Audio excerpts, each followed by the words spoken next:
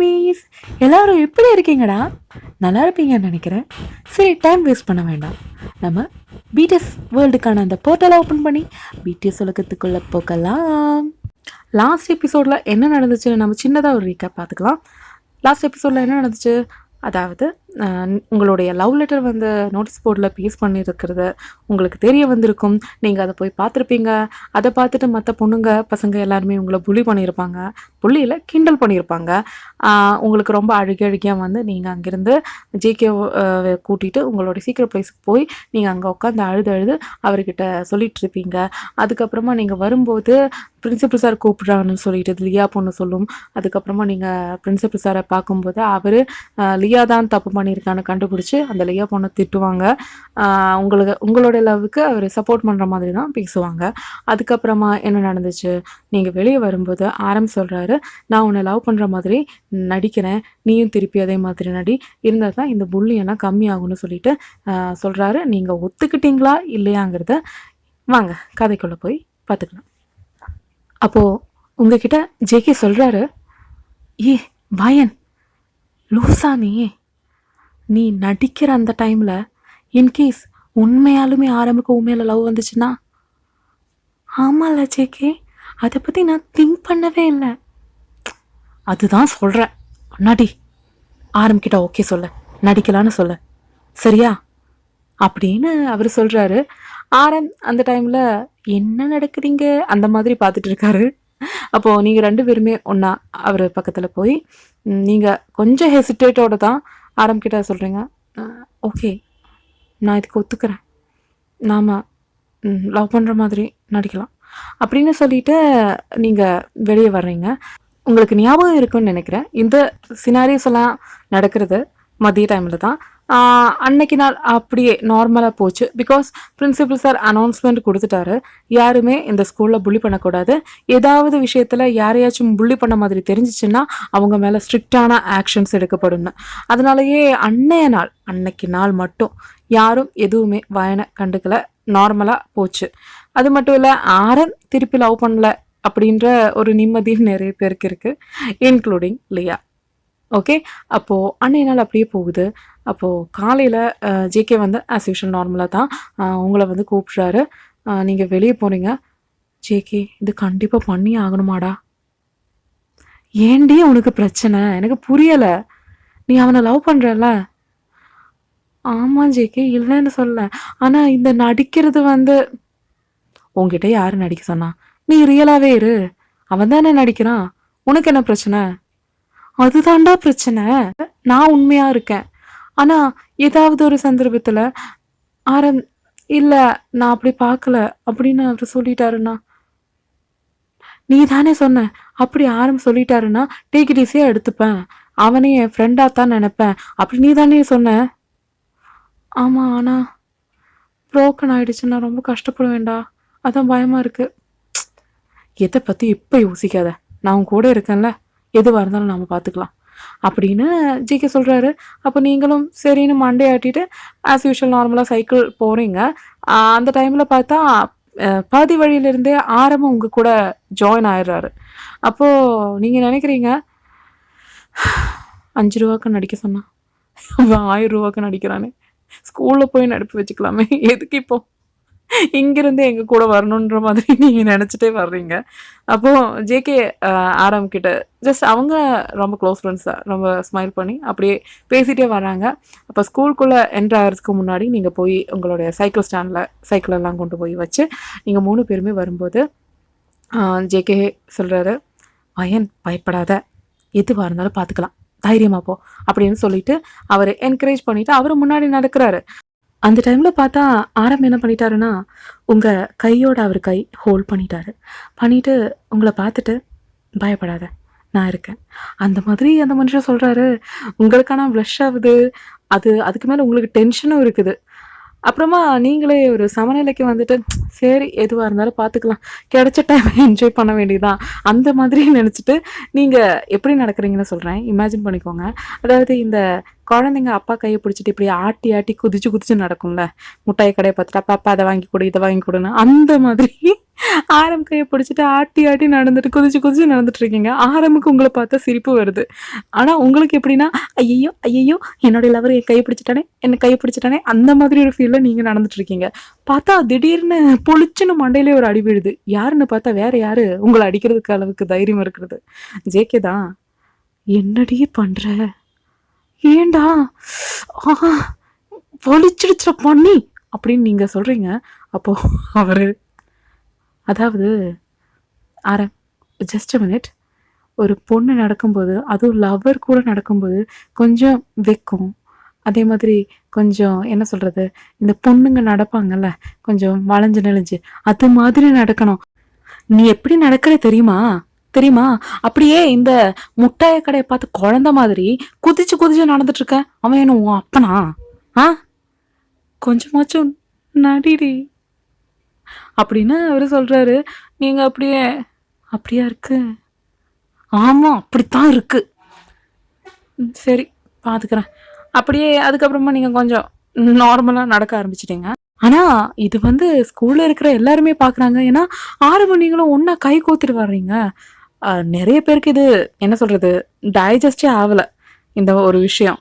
அதை விட லியா பொண்ணு கண்ணெல்லாம் அப்படியே என்ன சொல்றது, நெருப்பு கக்குது. அந்த மாதிரி கோபத்துல பார்த்துட்டு இருக்கவங்கள லியா நினைக்கிறா, இந்த இவளை இந்த பயனை கண்டிப்பா கண்டிப்பா நான் ரிவெஞ்ச் எடுத்திருப்பேன், நேத்து நடந்ததுக்கும் இன்னைக்கு நடக்கிறதுக்கும் அப்படின்னு அந்த பொண்ணு நினைச்சிட்டு பார்த்துட்டு நின்றுருக்கான். ஆனா நீங்க இதெல்லாம் கவனிக்கல. ஆனா ஜேகே இதெல்லாம் நோட் பண்ணிட்டு இருக்காரு. கண்டிப்பா ஏதோ ஒரு பெரிய விஷயத்துல வயனை மாட்டி விட்டுருவாளோ அந்த மாதிரி அவருக்கு தோணிட்டு இருக்கு. ஆனாலும் ஜஸ்ட் லைக் தட் அந்த மாதிரி தான் போயிட்டு இருக்கு. அதுக்கப்புறமா ஆரம் என்ன பண்ணிட்டாருன்னா, நீங்க உங்களுடைய அதாவது ஆரமோடைய டிபார்ட்மெண்ட் வேற வழியே போகணும், உங்க டிபார்ட்மெண்ட் வேற வழியே போகணும். அப்போ நீங்க சொல்றீங்க, ஆரம் நீ போய்க்கோ நான் பார்த்துக்கிறேன் அப்படின்னு சொல்லும்போது அவர் வந்து என்ன சொல்றாருன்னா, இளவயன் நான் வரேன், உன்னோட கிளாஸில் நான் வந்து உன்னை விட்டதுக்கப்புறமா நான் போய்க்கிறேன். ஐயோ அதெல்லாம் தேவையில்லை ஆரம், நான் போய்ப்பேன். வாயன் சொல்கிறது கேளு, நான் வரேன், ஓகே ஓகே உன்னோட இஷ்டம் அப்படின்னு சொல்லி நீங்கள் கேஷுவலாக வந்துட்டு இருக்கீங்க. வந்து கிளாஸ் வந்தது உடனே அவர் என்ன பண்ணிட்டாருன்னா, திடீர் பின்ன கிளாஸுக்கு முன்னாடி வச்சே உங்களுடைய 2 ஹேண்டையும் ஹோல்ட் பண்ணிவிட்டு பார்த்து பத்திரமா இரு அப்படின்னு சொல்லிட்டு, அதாவது கொஞ்சம் மெதுவாக தான் உங்களுக்கு மட்டும் கேட்குற மாதிரி சொல்கிறாரு. ஆனால் உள்ளே இருக்கிறவங்களெல்லாம் பார்க்கும்போது என்னமோ லவ்வர்ஸ் கொஞ்சிக்கிற மாதிரி ஃபீல் ஆகுது. அப்போது நீங்கள் என்ன பண்ணுற ஆரம்? ஒன்றும் பண்ணல, இதுவும் ஒரு சேஃப்டி மெஷர் தான், சரி நீ போ ஈவினிங் பார்க்கலாம் அப்படின்னு சொல்லிட்டு அவர் பாட்டுக்கு போயிட்டாரு. நீங்கள் உள்ளே வர்றீங்க, எல்லாருமே உங்களை பார்த்து என்ன சொல்கிறது, கோசி பேசிகிட்டு இருக்காங்க, கிண்டல் பண்ணிகிட்டு இருக்காங்க, கேலி பண்ணிகிட்டு இருக்காங்க. உங்களுக்கு கொஞ்சம் மன கஷ்டமாக இருக்குது. இருந்தாலும் எப்போவுமே இது நடக்கிறது தானே, அதனால் நீங்களும் போட்டோன்னு சொல்லிவிட்டு அந்த மாதிரி நீங்கள் போய் உட்காந்துட்டீங்க, உங்கள் சீட்டில் போய் உட்காந்துட்டீங்க. அன்னைக்கு கிளாஸஸ் எல்லாம் வருது, ஃபஸ்ட் பீரியட் முடியுது, செகண்ட் பீரியட் முடியுது, அப்படியே இன்டர்வல் டைமும் வந்துச்சு. அந்த டைமில் தான் நீங்கள் கவனிக்கிறீங்க ஜேகே கிளாஸுக்கு வரலை. ஆமாம், நீங்கள் காலையில் ஆரம் கூட தானே வந்தீங்க, ஜேகே வரலை. அப்போது உங்களுக்கு என்னமோ மாதிரி இருக்குது, என்னமோ ரொம்ப மிஸ் பண்ணுறீங்க அவரை. அந்த டைமில் பார்த்தா உங்களுக்கு கிளாஸில் இருக்கவும் முடியலை. பிகாஸ் எல்லாருமே கிண்டல் பண்ணிகிட்ருக்காங்க. ஜேகே வேறு கிளாஸில் இல்லாததுனாலேயே எல்லாருமே பேப்பரை தூக்கி அடிக்கிறது அந்த மாதிரி எல்லாம் பண்ணிகிட்ருக்காங்க. அதாவது ரொம்ப கேலி பண்ணுற மாதிரி எல்லாத்தையுமே எழுதிட்டு உங்கள் மேலே எரிஞ்சிட்டு இருக்காங்க. உங்களுக்கு அங்கே இருக்கவே பிடிக்கல. நீங்கள் எந்திரிச்சு நீங்கள் எப்படின்னா உங்ககிட்ட வர்ற பிரச்சனையெல்லாம் ரொம்ப தைரியமாக ஃபேஸ் பண்ணுவீங்க. ஆனால் மேக்ஸிமம் பிரச்சனைகளை அவாய்ட் தான் நீங்கள் பண்ணுவீங்க. அதுக்குள்ளே போய் என்ன ஏது அந்த மாதிரிலாம் கேட்கவே நிற்க மாட்டீங்க. அதனாலேயே எதுக்கு சும்மா தேவையில்லாமல் கிளாஸில் நின்றுட்டு சரி கொஞ்சம் ரெஸ்ட் ரூம் போய் ஃபேஸ் வாஷ் எல்லாம் பண்ணலான்னு சொல்லிட்டு நீங்கள் எந்திரிச்சு ரெஸ்ட் ரூம் போகிறீங்க. போயிட்டு ஃபேஸ் வாஷ் பண்ணிட்டு நின்றுருக்கும்போது திடீர்னு பார்த்து ஒரு 5-6 பொண்ணுங்க ரெஸ்ட் ரூம்குள்ளே வராங்க. நீங்கள் அப்படியே திரும்பி நிற்கிறீங்க, சிங்கிளாக இப்படி சாஞ்சிட்டு நின்றுட்டுருக்கீங்க. அவங்க வந்து உங்களை சுற்றி நின்றுட்டுருக்காங்க. நின்றுட்டு அதில் ஒரு பொண்ணு கேட்குது, ஏண்டி உன்னோட இந்த உருவத்துக்கு ஆரம் கேட்குதா அப்படின்னு அந்த பொண்ணு கேட்குது. உங்களுக்கு என்ன சொல்றது, ரொம்ப சங்கடமா இருக்கு. மறுபடியும் ஃபிசிக்கல் அப்பியரன்ஸ் வச்சு எல்லாருமே பேசுறாங்களே, அந்த மாதிரி உங்களுக்கு ரொம்ப கஷ்டமா இருக்கு. அதுல இன்னொரு பொண்ணு சொல்றா, இவளுக்கு ஆரம் மட்டுமா கேக்குது, ஜேகேவும் தானே கேக்குது. ஏன்னா அந்த பொண்ணு ஜேகேவ லவ் பண்ணிட்டு இருக்கு. அதனால அப்படி சொல்லுது. அப்ப நீங்க அந்த பொண்ணையும் திரும்பி பாக்குறீங்க. பார்த்துட்டு, இப்போ இங்க நடக்க போற இந்த விஷயத்தினால கண்டிப்பா நீ ஆரம் கூடயோ ஜேகே கூடயோ பேசவே மாட்ட. அப்படிப்பட்ட ஒரு விஷயந்தான் இங்கே நடக்க போகுதுன்னு சொல்லிட்டு அதில் ஒரு பொண்ணு வந்து உங்கள் தலையில் தண்ணி எடுத்து ஊற்ற வர்ற பக்கெட்டில் நினச்சிட்டு நீங்கள் என்ன பண்ணீங்கன்னா அந்த பொண்ணு தண்ணி எடுத்துகிட்டு ஊற்ற வரும்போது பிடிச்ச ஒரே தள்ளு தான். நான் சொல்லியிருக்கேன் நீங்கள் ரொம்ப குண்டாக இருப்பீங்கன்னு. அந்த பொண்ணு மறந்து போய் உங்கள் பக்கத்தில் வந்துட்டா. நீங்கள் பிடிச்ச ஒரு தள்ளு தான். தள்ளுனது மட்டும் இல்லாமல் கராட்டே ஸ்டெப்பெல்லாம் போட்டுட்டு அப்படியே நின்றுருக்கீங்க. ஏண்டி குண்டா இருக்கேன்னு பார்த்தா என்னால் எதுவும் பண்ண முடியாதுன்னு நீங்கள் நினச்சிங்களா? தைரியமான பொண்ணுங்களாக இருந்தால் என் பக்கத்தில் வாங்க, கவனிச்சுக்கிறேன். நானும் பிரச்சனை வேண்டாம் வேண்டாம் வேண்டாம்னு சொல்லிட்டு ஒதுங்கி ஒதுங்கி போனா என்ன, அவ வந்து மேலே ஏறிட்டு போறீங்க. நான் என்ன ரோடா என்ன மிதிச்சுட்டு போறதுக்கு? வாங்கடி பார்த்துக்கலாம், இன்னைக்கு நீங்களா நானா பார்த்துக்கலாம் வாங்க அப்படின்னு சொல்லிட்டு நீங்க கராட்டே ஸ்டெப் போட்டு நின்றுட்டு இருக்கீங்க. பொண்ணுக்கெல்லாம் கொஞ்சம் அரண்டுட்டாங்க. ஏன்னா அந்த பொண்ணை பிடிச்சி தள்ளனதுல அந்த பொண்ணு போய் டோர்லயே அடிச்சுட்டு கீழே உட்காந்துட்டு இருக்கும். சரி அட்டிதான் அன்னைக்கு. அப்போ மற்ற பொண்ணுங்கெல்லாம் உங்க பக்கத்துல இருந்து கொஞ்சம் தள்ளி நின்ட்டாங்க. அந்த டைம்ல பார்த்தா திடீர்னு பாத்ரூம் டோர் யாரோ நாக் பண்றாங்க. அப்போ நீங்க போயிட்டு அந்த பொண்ணு டோர்ல சாஞ்சுதான் உட்காந்துட்டு இருக்கு. சீ தள்ளு அப்படின்னு சொல்றீங்க. அந்த பொண்ணு பயந்துட்டு எந்திரிச்சு தள்ளிட்டா. நீங்க போய் டோர் திறக்கும் போது ஜேகே தான் நின்றுட்டு இருக்காரு. அப்போ அவர் கேட்குறாரு, என்னாச்சு வயன், என்னாச்சு? ஒண்ணுமே ஆகலையே. அப்போ எல்லாரையும் பார்க்கும்போது அவருக்கு புரிஞ்சு உள்ள என்ன நடந்திருக்குன்னு. ஏன்னா ஜேகேவுக்கு உங்களை பத்தி தெரியும்.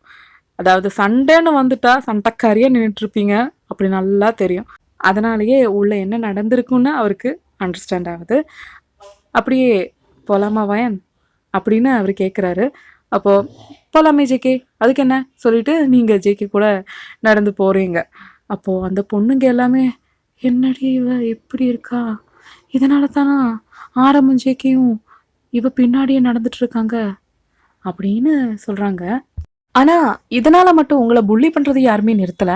நீங்க கிளாஸ்ல உட்காந்துட்டு இருக்கும்போது யாருக்குமே தெரியாம கீழே பொண்ணுங்களே உங்களுடைய ஷூ லேஸை ஒன்னா சேர்த்து கட்டி விடுறது. அப்போ நீங்க எந்திரிக்கும் போது தடுக்கி விழ போறீங்க. கரெக்டா அந்த டைம்ல ஜேகே பிடிச்சிடுறாரு. அதே மாதிரி நீங்க கேன்டீன்ல போய் ஃபுட் சாப்பிட்றதுக்காக போகும்போது காலை வச்சு தடுக்கி விடுறது. இந்த மாதிரி அட்ரோசிட்டிஸ் எல்லாம் நடந்துட்டு தான் இருக்குது. ஆரம் பாப்பாரு வந்து ஜஸ்ட் உங்களை ஹெல்ப் பண்ணுவாரே தவிர மற்றவங்களை கேள்வி கேட்குறதோ அந்த மாதிரி எதுவும் கிடையாது. பிகாஸ் ஆல்ரெடி நான் சொல்லியிருக்கேன், அவர் யார் மனசையுமே காயப்படுத்துகிற மாதிரி பேச மாட்டாருன்னு. ஆனால் இந்த இடத்துல எல்லாம் ரொம்ப கோபமாகவும் உங்களுக்கு சப்போர்ட் பண்ணுற மாதிரியும் பேசுகிறது ஜேகே தான். உங்களுக்கே ரொம்ப கஷ்டமாக இருக்குது. ஏன்னா உண்மையான ஒரு விஷயத்துக்காக கஷ்டப்பட்ட பிரச்சனை இல்லை, பொய்யான ஒரு விஷயத்துக்காக இவ்வளோ கஷ்டப்பட வேணுமா அப்படின்னு உங்களுக்கு தோணுது. அப்படியே 6 மந்த் கிட்ட ஆக போகுது. அதாவது உங்களுடைய ஆனுவல் எக்ஸாம் வரப்போகுது. உங்களுக்கு ஆரம் கூட நெருங்கி பழகும்போது தான் தெரிஞ்சிச்சு எல்லாருக்கிட்டையுமே அவர் ரொம்ப கேரிங்காக பாசமாக தான் பார்த்துட்டு இருக்காரு. ஆனால் பொண்ணுங்க கிட்ட மட்டும் கொஞ்சம் கம்மி தான். பொண்ணுங்களோடைய விஷயத்தில் பார்க்கும்போது உங்ககிட்ட பழகிற அளவுக்கு மற்ற பொண்ணுங்க கூட க்ளோஸாக பழகலை. பிகாஸ் எல்லா பொண்ணுங்களுமே லவ் அப்ரோச்சோடு கூட தான் அவர்கிட்ட பழகிட்டு இருக்காங்க. அதனாலேயே பெருசாக யாரையுமே அவர் கண்டுக்க மாட்டார். ஆனால் மற்றவங்களுக்கு ஏதாச்சும் ஒரு ஹெல்ப் வேணும்னா போய் பண்ணி கொடுத்துருவாரு. அதுதான் ஆரமோடைய பேசிக் நேச்சர்னு உங்களுக்கு புரியுது. அப்போது அன்னைக்கு சாயந்தரம் நீங்கள் ஜேகே கிட்ட பேசுகிறீங்க. ஜேகே இதெல்லாம் முடிச்சுக்கலாமாடா? என்ன முடியலடா, இந்த மாதிரி நடிக்க என்னால் முடியலை. வயன் இன்னும் ஜஸ்ட் இந்த மந்த் மட்டும்தான், அதுலேயே 10 நாள் முடிஞ்சிருச்சு. இன்னும் 2 வீக்ஸில் நமக்கு எக்ஸாமே ஸ்டார்ட் ஆகிடும். எக்ஸாம் வந்துருச்சுன்னா யாருமே கவனிக்க மாட்டாங்க. இப்போ கூட பாரு, முன்னத்தை விட புல்லிங் கம்மியாக இருக்குல்ல. கம்மி தாண்டா ஆயிருக்கு, ஆனால் இப்போவும் அனுபவிச்சுட்ருக்கேன். நேரடியாக யாராச்சும் வந்து என்கிட்ட மோதினாங்கன்னா நான் திருப்பி சண்டை போட்டுருவேன். ஆனால் எவ எங்கிருந்து அடிக்கிறானே தெரிய மாட்டேங்குதுண்ணா. அதாவது உண்மையான ஒரு விஷயத்துக்காக இந்த மாதிரி அடி வாங்குறதுனா பிரச்சனை இல்லை. பொய்யான ஒரு விஷயத்துக்கு நான் எதுக்கு இவ்வளோ தாங்கிக்கணும் தாண்டா எனக்கு புரியலை. உனக்கு நடிக்கிறதுக்கு இன்ட்ரெஸ்ட் இல்லைன்னா அப்போது நீ என்ன ஆரம்பிக்கிட்ட எல்லாமே முடிச்சுக்கலான்னு சொல்ல போறியா? அப்படி சொல்ல வரல. அப்புறம் நான் போய் ப்ரப்போஸ் பண்ண போகிறேன். எது? ஏன் கூடாதா? முடிஞ்சுதுடா, இந்த மந்தோட முடிஞ்சுது. பிகாஸ் இனி ஸ்கூல் முடிஞ்சிருச்சுன்னா எல்லாருமே எதாச்செல்லாம் யூனிவர்சிட்டியில் போவாங்க. ஆரம் இன்கேஸ் இங்கே இருப்பானே தெரியல, அவன் ஃபாரின் சம்டைம்ஸ் போகிறதுக்கு சான்சஸ் ரொம்ப ஜாஸ்தியாக இருக்குது.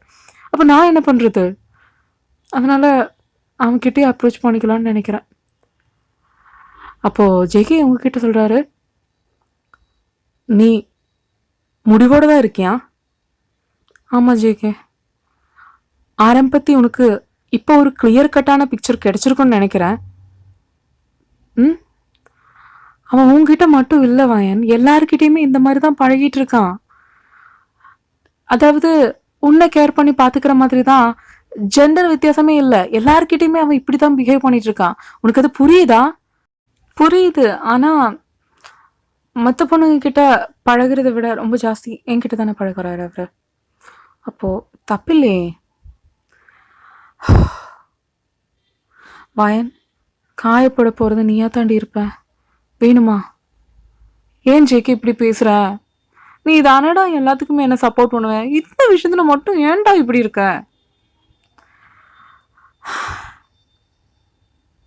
சரி, நீ போய் பேசு.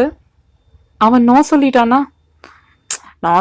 1 மந்த் தானே, எக்ஸாம் முடிச்சா யார் யார் எங்கே இருக்காங்க எதுவுமே தெரியாது. ஆனால் என்னுடைய ட்ரூ ஃபீலிங்கை அவன்கிட்ட சொல்லணும்னு நினைக்கிறேன்டா, முகத்தை பார்த்து சொல்லணும்னு நினைக்கிறேன். இல்லைன்னா அது எனக்கு என்னமோ உறுத்திக்கிட்டே இருக்குது. அதனால தான். ஓகே, எப்போ சொல்ல போகிறேன்? நாளைக்கு காலையில். இவ்வளோ சீக்கிரமா?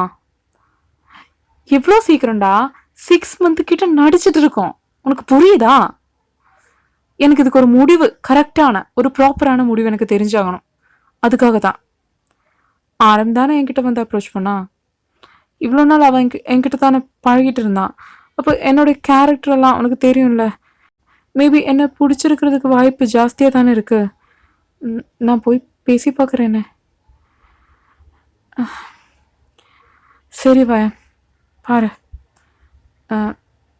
ஓகே, நோ ப்ராப்ளம் அப்படின்னு ஜேகே சொல்கிறாரு.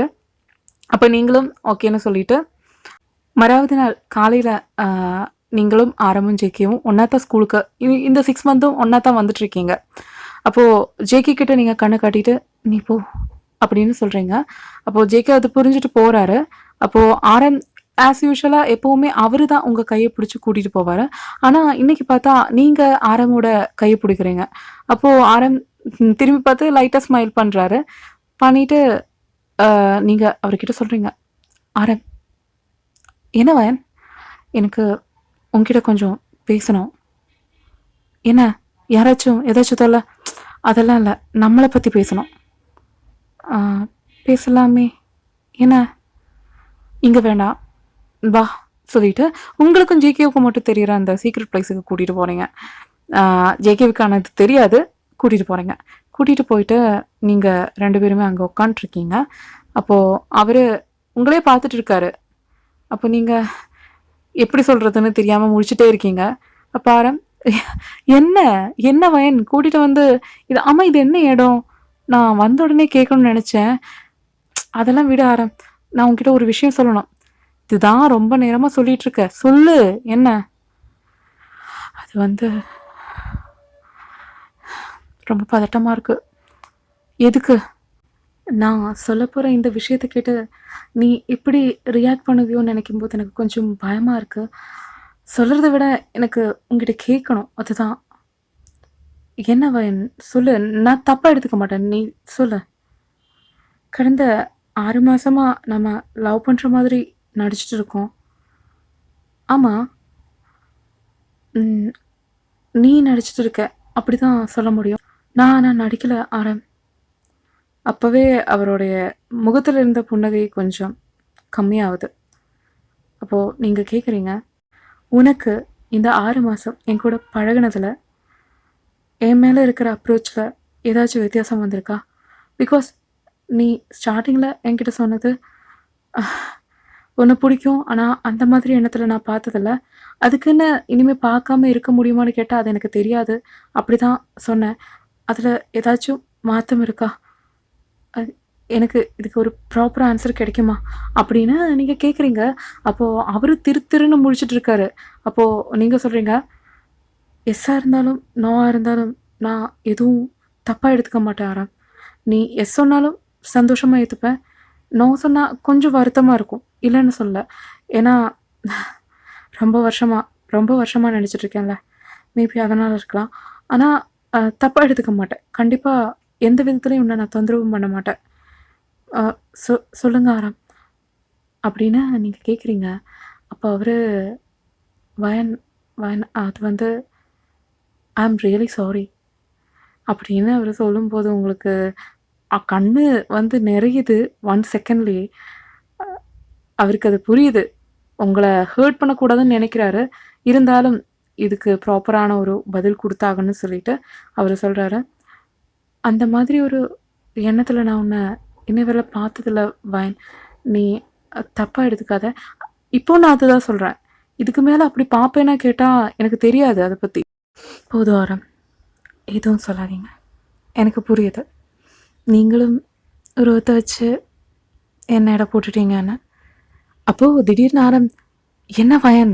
நீ என்ன இப்படி நினச்சிட்டியா? கண்டிப்பா இல்ல.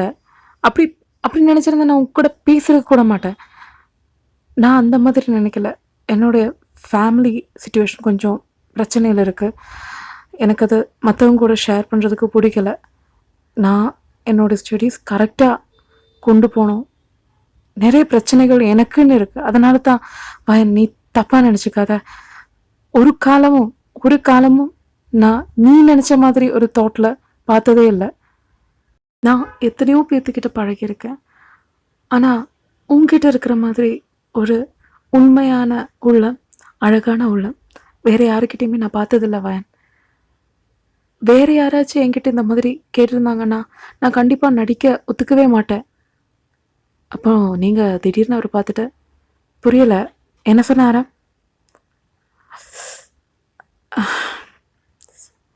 சாரி ஜேகே, இதை சொல்ல வேணாம்னு சொல்லியிருந்தான். ஆனால் ஐம் சாரி. அன்றைக்கி நீ பிரின்சிபல் சாரை பார்க்குறதுக்காக உள்ள போனதுக்கப்புறமா நானும் ஜேகேயும் தான் பேசிகிட்டு இருந்தோம். அப்போ ஜேகே தான் என்கிட்ட சொன்னான், வயனை லவ் பண்ணுற மாதிரி நீங்கள் 2 பேருமே நடிக்கணும், பிகாஸ் இல்லைன்னா உனக்கு நிறைய பிரச்சனைகள் வரணும். அவன் சொன்னதுனால தான் நான் அக்செப்ட் பண்ணிக்கிட்டேன் அப்படின்னு தான் நினச்சிட்டு இருந்தேன். சம்டைம்ஸ் அந்த இடத்துல நீ இல்லாமல் வேறு ஏதாச்சும் பொண்ணு இருந்தால் கண்டிப்பாக நான் ஒத்துருக்க மாட்டேன். ஆனால் நீங்கிறதுனால மட்டும்தான் நான் ஒத்துக்கிட்டேன். எனக்கு தெரியல, அந்த மாதிரி ஒரு கண்ணோட்டத்தில், அதாவது நான் உன்னை லவ் பண்ணுற மாதிரி பார்த்துருக்கேன்னா கேட்டால் எனக்கு தெரியல வயன். நான் ரொம்ப கன்ஃபியூஷனில் இருக்கேன். நான் உன்னையும் கன்ஃபியூஷன் ஆக்குறேன்னு நினைக்கிறேன். அப்போது நீங்கள் சொல்கிறீங்க ஜேகே சொன்னானா? ஆமாம். சரி ஆரம், எல்லாத்தையுமே விட்டுடுங்க. உங்களுக்காக நான் வெயிட் பண்ணுறேன். எவ்வளோ காலம் வெயிட் பண்ணணும்னு மட்டும் சொல்ல முடியுமா உங்களால்? ஐயோ வயன், நீ புரிஞ்சுக்கோ. எனக்கு தெரியல, நானே கன்ஃபியூஷன் ஸ்டேட்டில் இருக்கேன். உனக்கு புரியுதா? இந்த மாதிரி எனக்கு ஒரு பார்டர் லைனெல்லாம் கொடுத்துட்டு இருக்க முடியாது. இப்போ நீ தான் என்னை கஷ்டப்படுத்துகிற. அது கேட்ட உடனே உங்களுக்கு அவ்வளோ நேரம் கண்ணில் தேக்கி வச்சுருந்த அந்த கண்ணீர் வெளியே வந்து விழுது. அப்போது நீங்கள் சொல்கிறீங்க, தேங்க்யூ ஃபார் எவ்ரி திங் ஆனா. எனக்கு புரியுது. இனிமே நான் உன்னை கஷ்டப்படுத்த வரமாட்டேன். ஐயோ வயன், நான் அந்த மாதிரி இல்லை ஆரம். புரிஞ்சிச்சு. It's okay, no problem. I can understand everything about you and your situation. It's okay for me அப்படின்னு சொல்லிட்டு நீங்கள் அங்கேருந்து கிளம்பி போகிறீங்க. ஆனால் இங்கே நடந்ததெல்லாம் லியா பொண்ணு மறைஞ்சு நின்று பார்த்துட்டு இருந்திருக்கா. அப்போது நீங்கள் போயிட்டே இருக்கும்போது திடுதுப்புன்னு பார்த்தா யாரோ உங்கள் ஷோல்டரில் ஓடி வந்து தொடுற மாதிரி இருக்குது. அப்போ நீங்கள் திரும்பி பார்க்கும்போது அது வேறு யாரும் இல்லை, லியா தான். லியா பார்த்துட்டு, என்ன வயன் சிம்பிளாக மடக்கலாம் நினச்சியா? ஆழமை என்னைக்கா இருந்தாலும் ஆழம் எனக்கு தான். யாருக்கு ஆழம் கிடைச்சாலும் உனக்கு கிடைக்க நான் விட மாட்டேன். அங்கே நடந்ததெல்லாம் நான் பார்த்துட்டு தான் இருந்தேன். நீ என்ன நினச்ச? ஆழம் சொன்னதெல்லாம் உண்மைன்னு நினச்சியா? அவன் போய் சொல்கிறான். உன்னோட இந்த கேவலமான உருவத்தை பார்த்து தான் அவனுக்கு ஒன்றும் புரியுதா? பேசிக்கலி அவன் யாரையுமே ஹெல்ப் பண்ண மாட்டான். அதனால தான் உங்ககிட்டயும் அந்த மாதிரி பேசியிருக்கான். இவ்வளோ கேவலமாக இருக்க, இவ்வளோ குண்டா அசிங்கமாக அக்லியாக இருக்க அப்படின்னு அந்த பொண்ணு சொல்லிட்டு இருக்கா. அந்த டைமில் பார்த்தா லியா பொண்ணுடைய கொஞ்சம் கேங்ஸும் அந்த இடத்துல வந்து உங்களை புள்ளி பண்ணுற மாதிரி, இந்த வார்த்தையாலேயே உங்களை கொல்ற மாதிரி பேசிகிட்டு இருக்காங்க. உங்களுக்கு அப்படியே அழுக வந்து அங்கிருந்து ஓடுறீங்க. அந்த ஓடுற டைம்லேயே ஜேகேவும் பார்த்துட்டாங்க. என்னமோ பிரச்சனை ஆயிருக்குன்னு மட்டும் புரிஞ்சு அவரும் திடுதிப்புன்னு உங்கள் பின்னாடியே ஓடி வந்துட்டு இருக்காங்க. வயன் நில்லு வயன் வயன் நில்லு வயன் சொல்லிட்டு ஓடி வந்துட்டு இருக்காங்க. அந்த டைமில் பார்த்தா நீங்கள் ரெட் சிக்னல் விழுந்தது கூட கவனிக்காமல் ரோட் க்ரோஸ் பண்ணுறதுக்காக ஓட போகிறீங்க. அந்த டைமில் ஜேகே வயன்னு சொல்லிட்டு வீல்னு கத்துறாரு. பிகாஸ் அங்கே ஒரு ஆக்சிடெண்ட் நடந்திருக்கு. அந்த ஆக்சிடெண்ட்டில் உங்களுக்கு என்ன நடந்துச்சு அதெல்லாம் நெக்ஸ்ட் எபிசோடில் பார்த்துக்கலாம்டா. அப்புறமா ஸ்டோரி பிடிச்சிருக்குன்னா லைக் பண்ணுங்கள். அப்புறமா உங்களுக்கு பிடிச்ச சீன் பிடிக்காத சீன் அப்படி ஏதாச்சும் இதை பற்றின ரிவ்யூஸ் இருந்தால் கமெண்ட் பண்ணுங்கள். அதுக்கு மேலே சப்ஸ்கிரைப் பண்ணுங்கள், ஷேர் பண்ணுங்கள். அவ்வளோதான்டா. வேறு ஏதாச்சும் மறந்துட்டேனா? ஆமாம், நம்ம சேனலோட ஓனரான தியா குழந்தை என்ன பண்ணுதுன்னா, இப்போது ஜுவல்ஸ் எல்லாம் மேக் பண்ணுறாங்க. அதில் கஸ்டமைஸ்டு ஜுமுக்கா, பேங்கிள்ஸ் அந்த மாதிரியெல்லாம் பண்ணிகிட்ருக்காங்க. உங்களுக்கு யாருக்காச்சும் அந்த மாதிரி வேணும்னா இன்ஸ்டா ஐடி அண்ட் டெலிகிராம் ஐடியெல்லாம் கீழே கொடுத்துருக்காங்க. ஜாயின் பண்ணிக்கோங்க. அதில் கேட்டிங்கன்னா கண்டிப்பாக அதை பற்றின டீட்டெயில்ஸ் எக்ஸட்ராஸ் எல்லாம் உங்களுக்கு தெரியும். உங்களுக்கு தேவையான மாதிரி டிசைன்ஸ் இருந்துச்சுன்னா அது சொன்னாலும் அதே மாதிரி கஸ்டமைஸ் பண்ணி உங்களுக்கு பண்ணி கொடுத்துருவான். அவ்வளோதாண்டா. அப்போது நெக்ஸ்ட் எபிசோடில் பார்க்குற வரையிலும் உங்களிடமிருந்து விடைபெறுவது உங்களது அச்சு. Love you always. சராங்கே. டாடா. பாய் பாய்.